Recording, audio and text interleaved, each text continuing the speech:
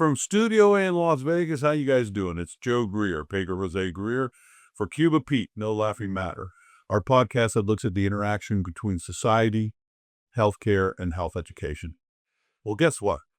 We've been doing this for a couple of years, or a little bit more than a couple of years, and we have some great episodes. So you know what? It's time to go into the vault. It's time to pull out those guests that came here and make such an impactful statement on how we can improve healthcare, what can we do differently in society, but most importantly, is so that you, the listener, get to meet these incredible personalities that are doing things to make this world better. Stay tuned for Cuba Pete, because we have new episodes and we have some great episodes from the vault. So from Studio A in Las Vegas, have a great day, and let's make the world just that much better.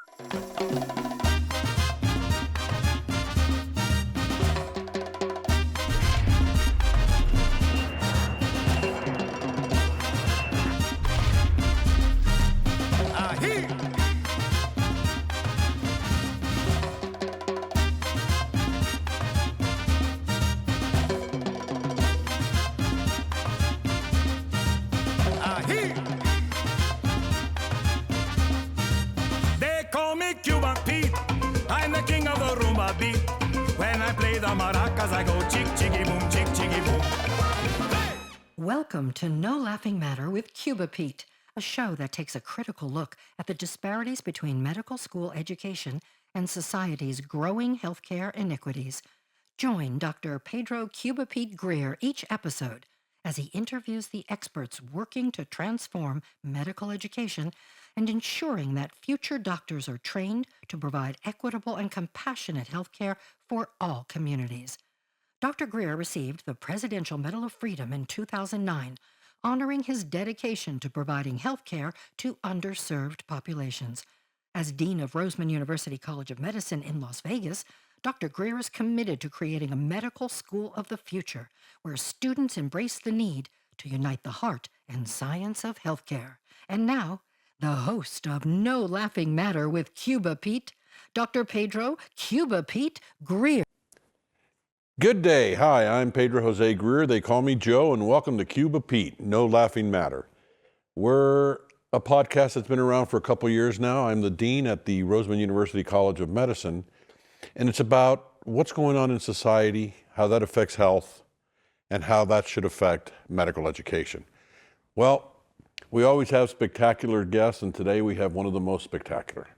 We have Trinh Dang, who is the Executive Director of NAMI of Southern Nevada. NAMI is the National Alliance of Mental Illness. Mental illness happens to be, in my opinion, the number one public health problem in this country, and perhaps other places in the world, but no other country of the industrialized world has the amount of mental illness that we do, and that we do not attend to. Mental illness within itself is a difficult issue to understand. It's difficult to see somebody going through it. And because we are a country of so many different cultures, there's also all these norms that go within cultures that inhibit taking care of somebody. Well, today we have this spectacular young woman, originally from California. I forgot the name, Garden Grove, got it. And what NAMI is a peer-led grassroots mental health not-for-profit that aims to support, educate, and advocate for individuals and families impacted by mental health. After completing her family-to-family training, which was a 12-week training in 2012, she began volunteering in 2013, and 4 years ago became the Executive Director for Southern Nevada, which is a major problem here because there's also a marked shortage of providers. She graduated with a BA in Liberal Studies from Cal State Long Beach and started grad school in school counseling, but ended up getting a job as a teacher. Then she took that and started off with that. Trinh, what you do is incredibly important, probably more so than what I do, or I can guarantee you more so than what I do. You directly take care of individuals and their families that have been affected by mental illness. And as I said, is the number one problem in this country. Because remember, also from mental illness comes substance abuse, comes suicides, comes isolation. As a matter of fact, in 2017, there was a report that came out for the first time in the history of the United States of America, or in the 100 years since in the United States, we had not seen an increase in morbidity and mortality since 1917, during World War I and the other pandemic that occurred at that time, the Spanish flu. Interestingly, that whole thing was led by my generation, of men, the non-Hispanic white. So there were not a lot of minorities in there. But the three leading causes of death were suicide, opioid overdose, and alcoholic liver disease, all related to mental illness, and all in the boomer generation. Now, the difference at that time of the deaths, not of it being exposed to mental illness, but of deaths, because mental illness crosses all barriers, was they didn't go beyond high school. But understanding that and understanding how behavioral health also affects the morbidity and mortality of this country, what got you interested in mental health? Yeah, I usually share that I was born into it. To be honest, I didn't know at the time, but growing up with family members that had mental health challenges, and again, I didn't recognize all this until I was well into my 20s, but I got to see it up close and personal. And I had my own challenges of mental health since I was as young as I could remember, with anxiety, with signs of depression, suicide ideation in middle school. Again, didn't recognize all this as a young kid, just thought everyone thinks this way, and I just didn't talk about it with anyone for over a decade. But it wasn't, I did actually start out college as a psychology major. So I was interested, and that's a whole nother story. That would take me a long time to share that, but a quick part of that was I found a psychology textbook in my old garage in about 8th grade, and I flipped through it and read through it and was really interested, and actually shadowed someone from college when I was in 8th grade in a psychology class. So that was the start of it, really. It planted a seed, but again, didn't really know it. But it wasn't until college, when after family crisis that, and by that time I had switched out of psychology and thought I wanted to be a teacher, went into education. But when I checked into the counseling and psychological services, that's when they gave me a NAMI brochure. And that's where I would say it really catapulted everything into what I do now, because I started out with volunteering first, and just thought, ever since I started teaching, I just thought, what can I do? Should I go back to school? Do I need to get my master's in psychology, or what is it that I need to do to get into mental health? But I didn't realize everything happens for a reason. So my presentation skills, my ability to teach and educate others really helped me in what I do now. But it was, like I said, growing up with family members and seeing it firsthand for myself was really what got me into the work that I do now. Well, being so pleasant and brilliant, that doesn't hurt either. So you, as the Executive Director of NAMI of Southern Nevada, what are your short-term and long-term goals? Yeah, short-term definitely is to get our programs up and running, which we just launched a pilot program last year, and that was our Youth Peer Recovery Support Specialist program. So right now what we're doing, and historically NAMI hasn't served youth per se as a national organization. A lot of our programming was 18 and over. But ever since I started with NAMI over a decade ago, that's always been my vision of, how come I didn't know this when I was younger? How come I didn't get this when I was a teen? So what we did do last year, and along with our other affiliates in the state, was hired on 18 to 26-year-old young adults who have lived experience with mental health challenges that are doing well in recovery, and they go out and they run the groups for high school youth. So that's one of the projects that we're currently working on, and we're working to expand that, as well as getting peer recovery support specialists for adults in. So what we've always done is peer support. The new thing with it now is that there's a certification that goes along with it. So there's a 46-hour training, a 500-hour internship, and a whole board. They sit for an exam and all that. So that's the newest piece of what we're adding to our organization. Do you think that these certified peer counselors it'd be a good idea to have them permanently in every single high school and middle school? Absolutely. I mean, other states across the nation have already started this over a decade ago. We're just, a little bit more behind on the curve, but we're getting there. So short-term goals is to really launch these 2 programs, get it up and running in a way where we have an ongoing influx of peer recovery support specialists, because not only can they help serve our organization, but it's a workforce development where they can go out into the community and they can actually get, if they're hired through hospitals or other clinics, there's Medicaid that could pay for a portion of that for peer recovery support specialists. They might be able to work in mobile crisis teams, and as we get crisis stabilization units up. So it's really part of the workforce development as well. And it is, although sometimes I sit back as a physician and I think if we keep going in the very traditional route, we're never going to meet the need. No. We have to be innovative. We have to come up with new ways of doing things. And NAMI would be the organization that would be in the front runner of doing this, I would think. Absolutely. Absolutely. We have a national organization that we can tap into. So they're already working on a federal level, and we get to see what our other NAMI organizations are doing across the country and really use that as leverage to kind of create what we need here.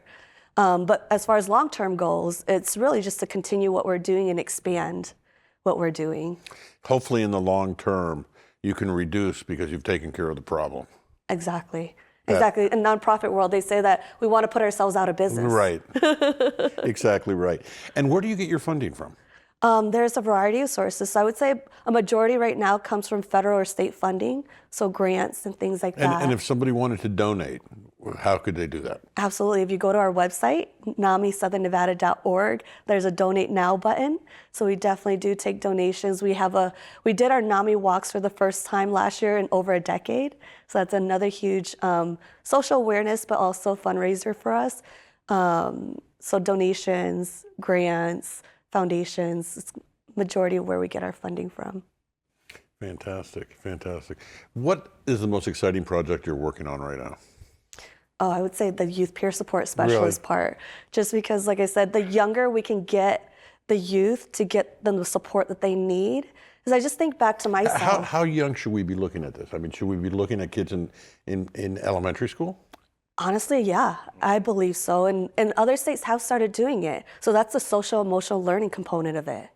Teaching young kids emotions at a young age, the vocabulary for it, how to address how they're feeling, and to be able to, because to be able to cope, they have to know and identify what's going on. Right.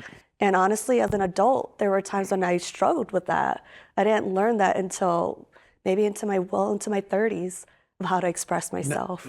Your family is from Vietnam. Yes. How does the Asian community approach being seen by a counselor or psychiatrist? Depending on who you're talking to, but I would say generally overall, there's kind of that idea or thought of we're strong, we don't need help, we don't want to talk to someone. And at the same time, for those who are seeking help, who are open to it, depending on the generational gap too, sometimes there's a language barrier. Very much so, yes. Absolutely. So, I mean, but the majority, I would say, I know talking to my parents, it's that idea of I went through war, I almost died. Everything that I have here, I have a home, I have food, what else is there to be sad about? So there's a lot of that also comes up of why would I be sad now when I have everything I need compared to what I've been through? But I think that's maybe the misconception of we can have material things. Celebrities have millions of dollars and mansions, but celebrities still have mental health challenges. Well, and one of the things that we found also in South Florida with a group that did the surveys at the different schools, the issue of mental health was much higher in the private schools for various reasons. One was the pressure put upon the kids to get into, legacy schools or Ivy League schools and things of that nature, and the constant pressure that they had with all that. But this crosses all socioeconomic barriers. Exactly. It doesn't spare any of them. It's a virus that is non-discriminant. It goes through and does all that. Do you guys have an annual gala or anything like that, or? Not a gala, not yet. Maybe sometime in the future. Okay. NAMI walks. Our walk is the first one that we're starting with. And then just we're working on a peer-to-peer fundraiser later on this year as well. Which sounds really, really exciting. As a medical educator, putting together a curriculum, what would you advise the medical school that we need to put in there? I would say cultural humility, because mental health is approached by different cultures very differently. A very westernized approach is to talk therapy and medication, but that doesn't always work for everyone. We have some cultures that might look to spirituality, some cultures that might look to more holistic practices like acupuncture or breath work or mindfulness. And so we need to be accepting. What I advocate for is educate people on all the different options that are available and let people choose what works best for them. So the more that we can just let people know, here's different avenues, let us know what works for you, because we can't fit everyone into a box. You know, I love that approach. That really is remarkable. I mean, because traditionally in medicine, mental health is treated by chemicals. It's all biochemical, when it really isn't all biochemical. And one of the other concerns I have about the way we traditionally deal with mental illness is, number one, our system is horrible. First of all, very few psychiatrists and counselors take insurance. It's a cash pay business. So that eliminates a huge part of your society. The other one is they don't give an end point. They put you in therapy for as long as they can. What do you think of that? I think it just depends, because On the individual. yes, exactly. Some individuals might need more time. The recovery or healing journey is so individualized to each person, depending on their life experiences or adverse life experiences, maybe past traumas, their capacity at the moment. So it depends for each person how long it takes. For me, I started therapy in 2015, and it took me years. I finally stopped in 2022, but only because my therapist had transitioned out of her private practice. But it took me a long time of different modalities, of different healings. But the cash pay part, that's the part that's tough too, because if people don't have the money or funding for it, they can't get the help that they need. And I've been blessed and fortunate to be able to get the help that I need. But I know that not everyone has that opportunity too. And we're talking about the general population. If you go into the incarcerated population, the issue of mental illness is off the wall, Right. as well as addictions. And just think, if we could treat and cure those, how empty we could make our prisons. Absolutely. Absolutely. And the other thing too is, I see this increasingly, at least they're speaking about it more, in athletes. Yep, and that's been a topic that I forgot if I was watching something or reading something. I think it was a TV show I was watching about. And especially when athletes get injured too, and how much that impacts their mental Or health. when they retire. Right. They've been super active in the middle of the spotlight, all of a sudden now it stops and you're in your 30s. Yeah, I was talking to someone where, as we were sharing and talking about it, it's almost like comparative. I mean, it's not like they're going to war like a veteran or a military person, but just the schedule that they're on while they're in the sport. Right. And then afterwards, when you're having to stop, it's like getting back into civilian life. Nobody's there to tell you what to do. Right. Which becomes very, very difficult. If somebody is suffering from mental health problems or perceives depression, anxiety, whatever is going on, suicidal ideations, what's the first step they need to take? For me personally, I think learning about it helped a lot, because understanding what I was going through, because there was a period of time where I didn't know what was happening for myself, because I live with anxiety and depression. So understanding that, I would say get help, professional help, but that depends on if that person has insurance, if there's available providers. If they have a provider. Exactly. And the interesting thing is, most mental health is treated by primary care doctors, which in all due respect are not trained in that specifically. The complaint is always, who do we refer them to? Who do they go see? So they keep piling on other pills and things of that nature. What can we do to fix that instead of just hiring more, which is not an easy thing to do? Right. I think that's the part where peer support comes in. If we can look at it from a public health perspective on how can we prevent and educate the masses. So where other states are doing the social emotional learning for young children, where we start them from an early age with coping skills, with things like journaling, with things like addressing what's going on by sharing our emotions, learning about it, mindfulness. So the approach has to actually be non-medical in the hopes of preventing medical intervention. absolutely. And Yes. so that's something that's really, really important. And that's something that doctors need to learn. Now, do you think that every primary care doctor should have NAMI literature in their office? Yes. Primary care, mental health providers. But in particularly primary care, since it's the majority of it. Yes. Let's get that done. Yes. Let's get that literature out there. We will order those brochures and get them out there. Well, there's a whole world to save, and you guys seem to be doing it. What are your plans for the future? Me personally or NAMI? Both. For me, just honestly continuing what we're doing to grow the awareness of mental health. And I really want to see more of the holistic practices incorporated into our recovery and healing system. For NAMI, I think the more that we can get our message out there to let people know that they're not alone, because I just think of the bubble that we've created in a good way. Yeah. Because we have staff, volunteers, interns that come to our organization, our families, our peers, the people we serve, where we're so comfortable talking about mental health and sharing with each other so we could be supportive. And I just often think, what if we had a whole community, a whole entire city that was that way? So that is my vision and dream of saying it's not a taboo subject to talk about. It's not meant to be hidden away and shamed about. The more we actually open up, that's what helps us get to the other side of healing.